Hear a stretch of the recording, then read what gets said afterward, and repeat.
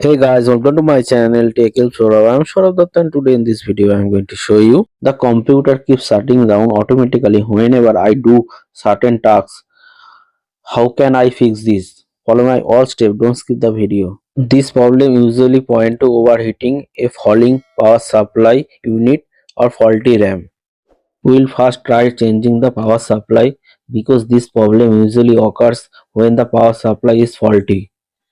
First, remove the power supply that is attached to the CPU using a screwdriver and unscrew the screw. Take the power supply out of the CPU and disconnect all the connectors. First, disconnect the ATX power connector, then the hard drive power connector, and finally the 4-pin ATX power connector.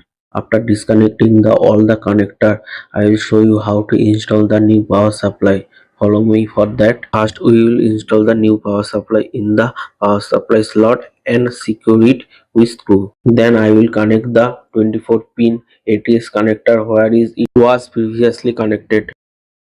Then I will attach the 4-pin connector exactly where it was originally connected. Next, connect the hard disk power cable exactly as they were connected before. After all the connectors have been attached, connect the power cable to the power supply and turn on the computer powers. If the same problem continues even after this, then assume that the problem from the RAM or the Windows operating system. So what should you do? First clean the RAM thoroughly and then try installing it.